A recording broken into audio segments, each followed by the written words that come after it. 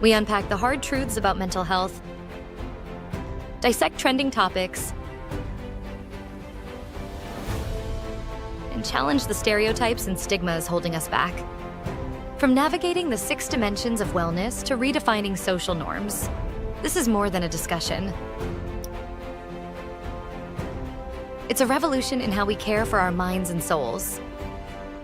Ready for bold, honest conversations that spark change? Let's dive in. It's time for real talk with real impact.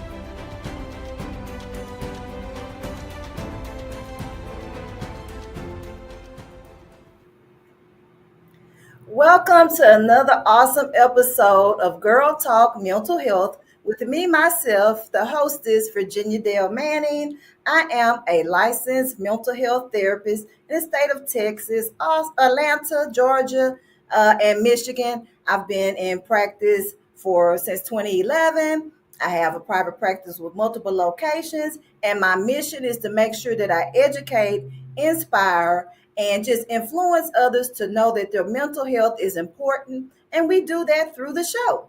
And today, we're going to talk about a topic that is near and dear to everyone. And, in today's fast paced world, burnout, yeah, you heard me right, burnout has become far too common, especially for hardworking professionals, moms that's trying to juggle it all.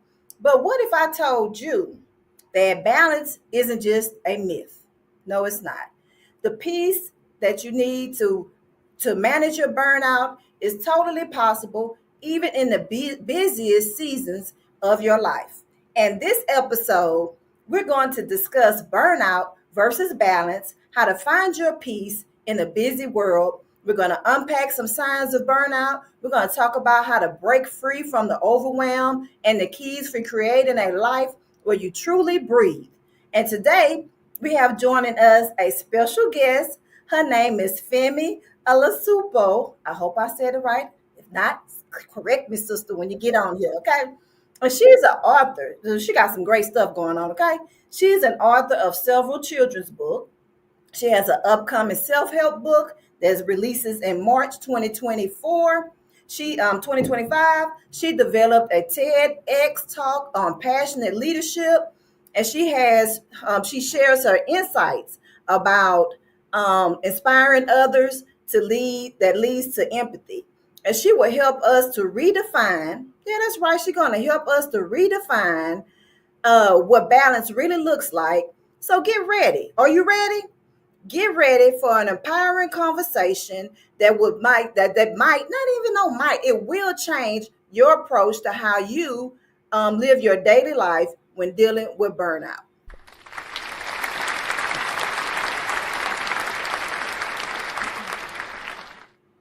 Hello. So welcome, Femi. And I know I probably said your last name wrong, so please correct us and then tell us a little bit about you. You got way closer than some people in the past, so kudos to you. My name is Femi Olasupo. And yes, I am an author. I have one children's book out right now and a few others coming out later this year. And then, yes, my first non-children's book is coming out later this year, and it's on emotional support practices for better emotional intelligence, self-care, and building resilience. Oh, that's awesome. That's awesome. So today we're going to talk about burnout and balance, right? And so you have anything you want to tell us before we dive in? No, I'm ready to dive in. Let's Ready go. to dive in. That's what I'm talking about. So let the audience know, how can someone recognize, because that's the key, because a lot of people don't, they think it's normal. How can they recognize the difference between normal stress and full-blown burnout?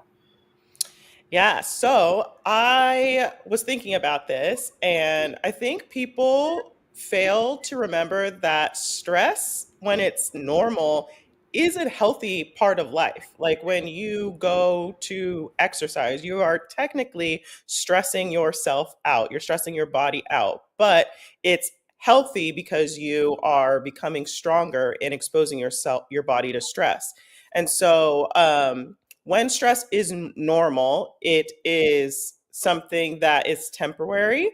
You can sort of always find your way back to your baseline. It kind of ebbs and flows with other feelings and emotions, and you are, temporarily depleted is the words that I would use. Mhm. Whereas burnout is when you are completely depleted. Your tank is empty, your cup is not full, and the activities that you would have done to fill your cup or refill your tank are not working anymore. So, burnout is a more chronic condition.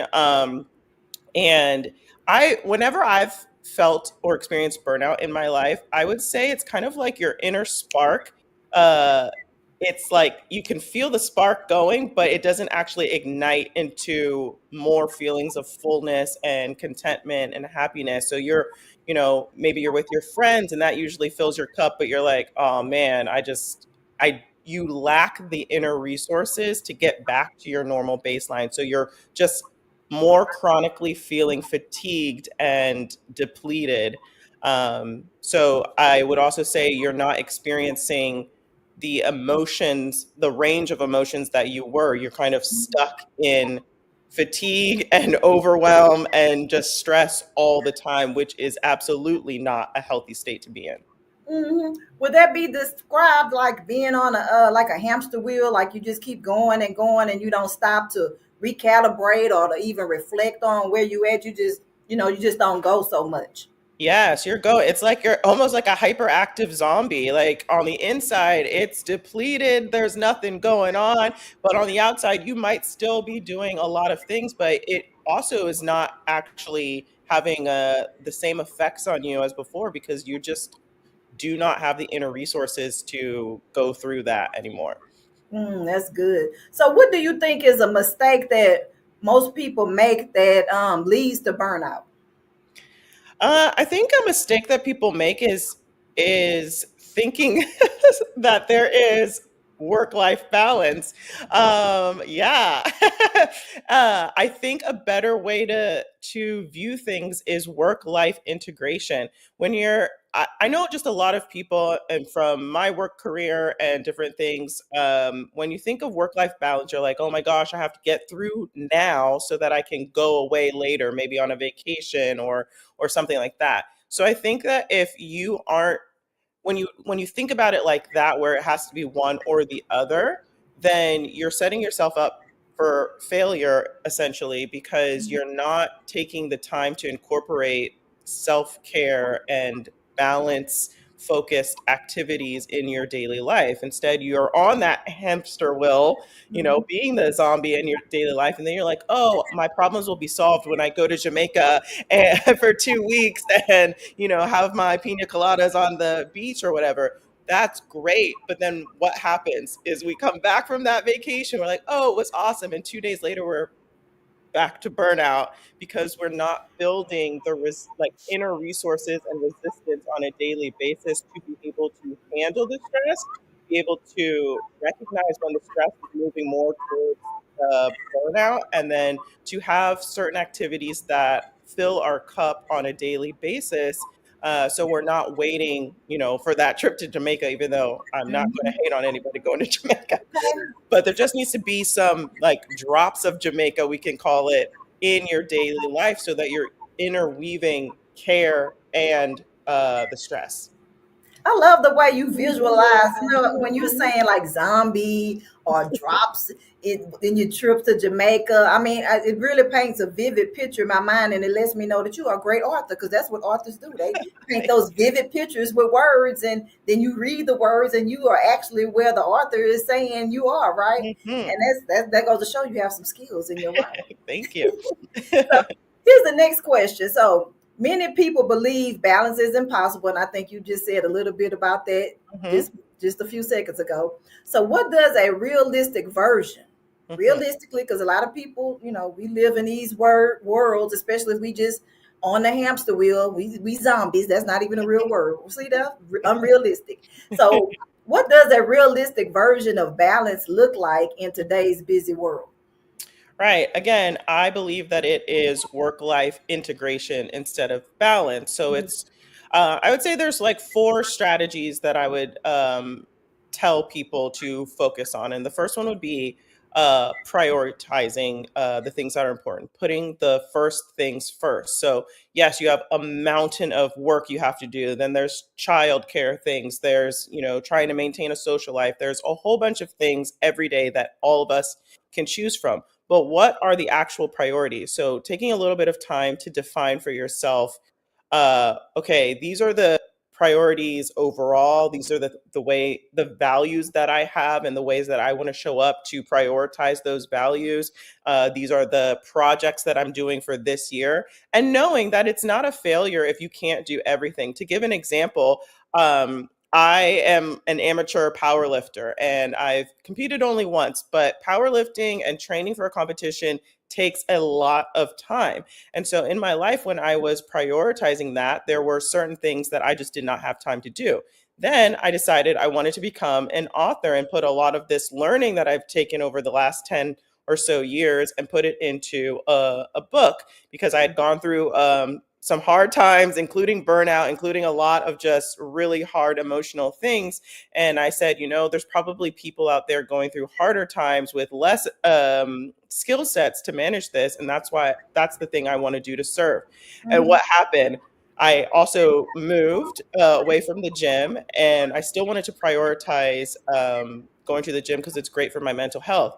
But how do I prioritize something that takes a lot of time with something else that takes even more time and is more energy, which was being an author? And so for a temporary amount of time, I had to deprioritize going to the gym so that I could prioritize the writing schedule that I needed to do.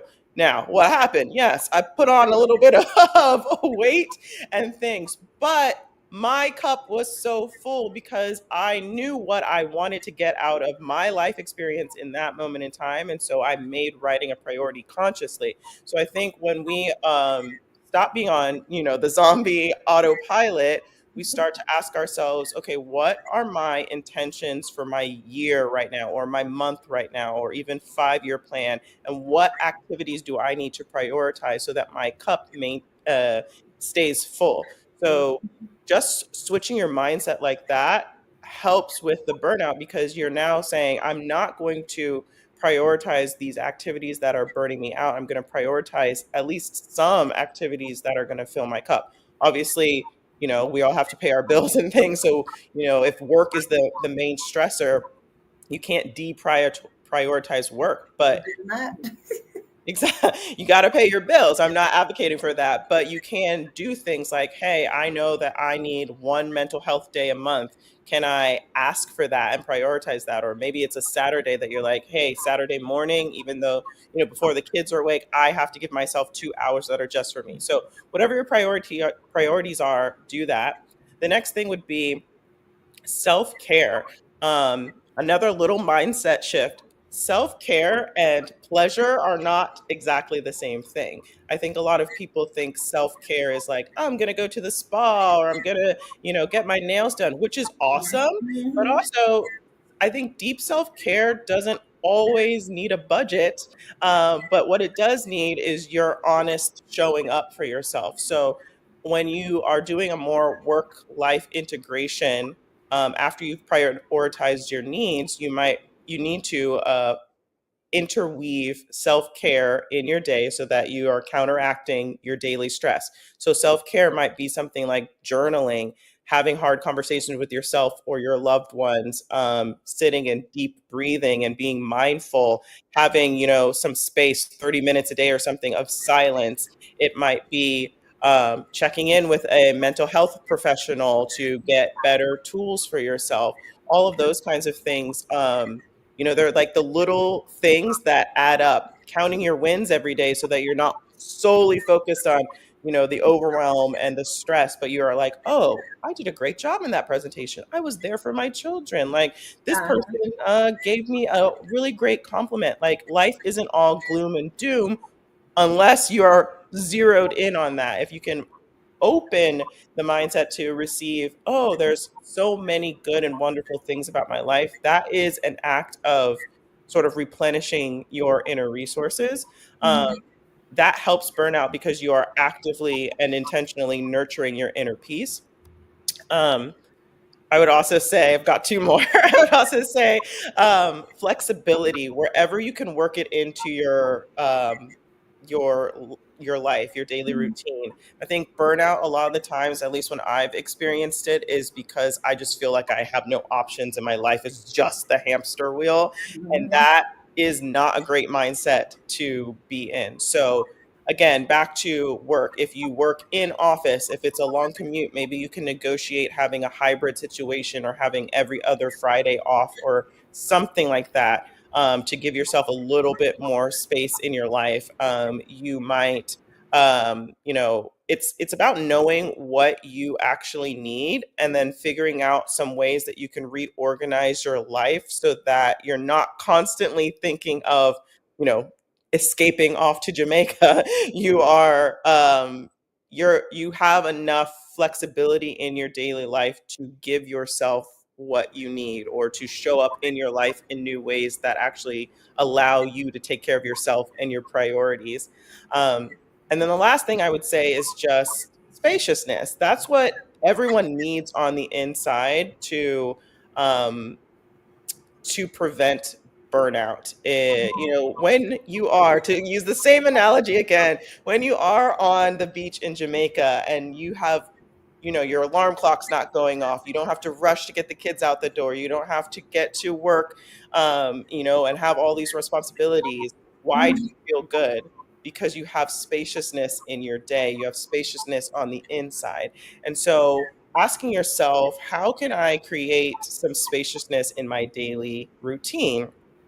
Whether that's waking up a little bit earlier, again, going back to negotiating maybe a day or two off every other week. It's just prioritizing not feeling so constricted and amplifying the need for some space and peace. One of the ways that I do this is cooking. I love cooking, but during the week it's hard to Mhm. make time Absolutely. to cook. And then, even if I meal prep and stuff too, for me, it sucks because I'm only cooking for myself. And so um, sometimes I can waste that food, and I also don't like that. And so I have invested in meal prep services. So the meals get delivered to me. I know that they have the right amount of protein that I need when when I'm prioritizing my fitness goals. And then instead of it taking me 30 minutes or more to cook and then have to clean, it's 3 minutes to cook the meal or to reheat the meal. And then I eat it, and then I don't have to do the dishes. This is great because that creates spaciousness in my daily life so that I Mhm. can prioritize my needs. I can still care for myself. And then I still have a little bit more time that I can use for the projects I need to be dedicated to, or even just have a little bit more space for myself. So if it's not that, though, it could be something else like waking up 30 minutes earlier to make sure you can read a little bit or journal a little bit or just have silence and a peace of mind. Um, you have to also, I will say, like, below all of this stuff, beneath all of it, is you have to see yourself as being worthy of taking care of, and being worthy of space, of taking up Right. space for Mhm. yourself, prioritizing yourself. That is the hugest act of love you can do for yourself, but also for others, because then you're leading by example and saying, look, I'm here. I'm worthy of being here because I exist. And so I'm worthy of being taken care of. And I'm worthy of not, going through this lifetime on that hamster wheel, feeling like completely suffocated by my life.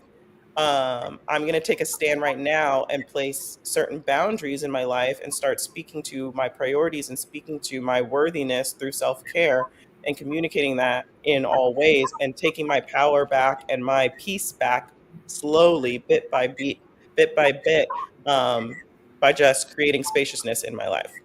That's good. This is a perfect point. Let's stop right now, have a quick little commercial, and then we'll come back with the spotlight question, and then we'll let you wrap it up with telling us where we can connect with you and where where they can get some more awesomeness from you. So y'all stay tuned, and we'll be right back.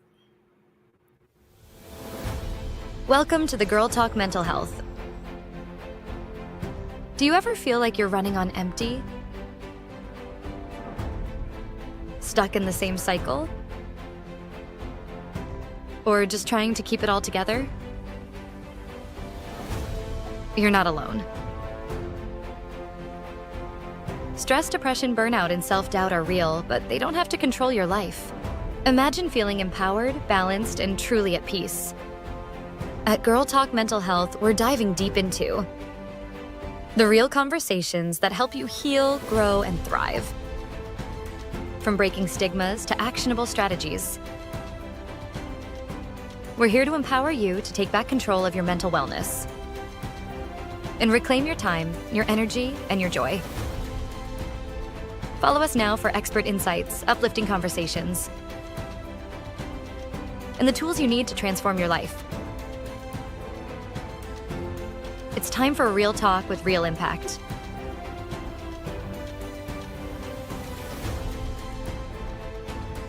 Girl Talk Mental Health. Real conversations, real change.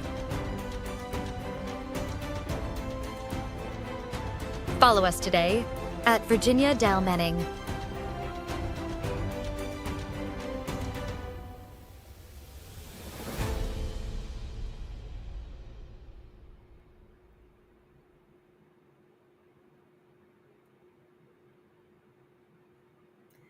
Okay, so welcome back. We are with the awesome lady, the special guest for today, Miss Femi. You know, the multiple book author, TED Talk. You're doing it, okay? So for this last 4 minutes, let's going to do the spotlight question, and then we're going to let you wrap us up with telling us where they can continue getting more of your good tips and tools, where they can reach you, and if you have a special offer for them as well. So here's the spotlight question. Let me do my little drum roll. You know, I love my little sound effects.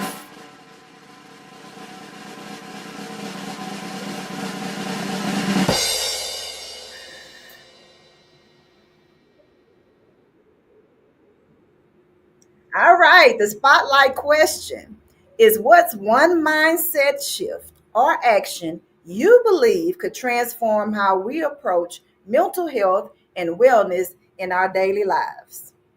All right. I feel like I'm also beating you guys over the head with a drum of work-life integration. That's how you achieve some semblance of balance in this crazy life. There's always going to be a million different things that can take your attention. So you have to focus on being intentional about building a life you're not trying to escape from. And so you do that by finding a way to sort of play and take really good care of yourself every day.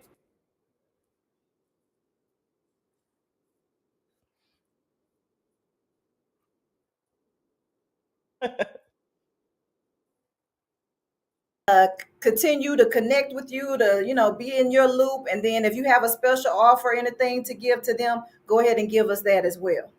Awesome. So I'm in the process of switching all of my online presence over. So you can find me at writtenbyfemi.com, and Femi is F like Frank, E like Elizabeth, M like Mary, I like Isaac. So writtenbyfemi.com. And until I have my full blown work online website out, when my book comes out, I'll have a link tree where you can get you can see my TEDx talk. You can see The Wee Midge and the Wind, which is my first children's book, and any other children's books once they're published out there. You'll get updates on my book. And then just for a free offer, if anyone goes there, you can get my free self-compassion journal, which has a ton of different exercises you can do all at once, like a mini retreat for yourself, or you can do every day. And that is a one small way you can start to kind of take your peace and power back. Oh, thank you so much. Well, ladies and gentlemen, thank you for attending another awesome episode. This is March, where our series is Have a Good Night, and that's a part of their stress relief. and relieving burnout. And next week, we're going to have our season 1 recap edition, and you don't want to miss it. Go and connect with Femi. Go get the free resource that she has, and we will see you all next week. Bye. Thank you for having me. Thank you for joining us for Girl Talk Mental Health. Remember, your mental health is your wealth. Don't forget to like, share, and subscribe to at Virginia Dale Manning.